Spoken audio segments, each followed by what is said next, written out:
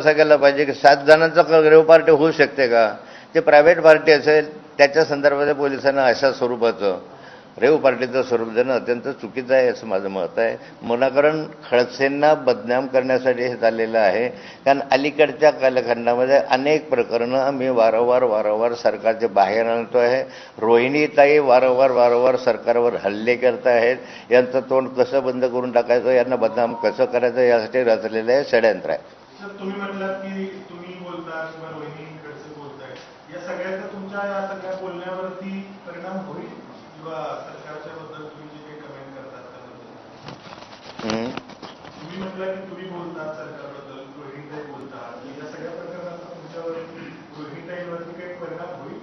सरकारबद्दल तुम्ही काही भूमिका घेतात त्याबद्दल? हे बघा, हे काहीही झालं तरी सत्य समोर येईल.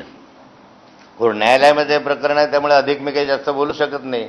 जे काही आहे ते सत्य समोर येईलच त्याच्या माध्यमातून. पण याचा अर्थ असा नाही आहे की आम्ही दबून जाऊ. लागणारा लढा चालू राहणार, जे सत्य आहे ते चालू राहणार, समाजासमोर आम्ही मांडणार. माझा वारंवार सांगितलेलं आहे या ठिकाणी की या संदर्भामध्ये मी वारंवार गिरीश महाजनांच्या संदर्भामध्ये हनी ट्रॅपच्या संदर्भात जे प्रभूत लोढा सांगतो आहे त्याचे उत्तर सरकार का देत नाही? त्या सीडीचं काय एवढं हे होत नाही?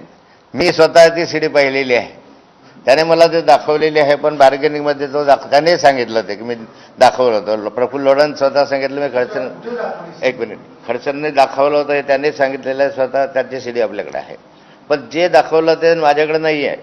त्याने दिलंच नाही असंही त्यांनी सांगितलं, मी दिलेलं नव्हतं. मग जे त्याने ते पाहिलेलं आहे त्याच्या संदर्भात चर्चा करावी, चौकशी करावी.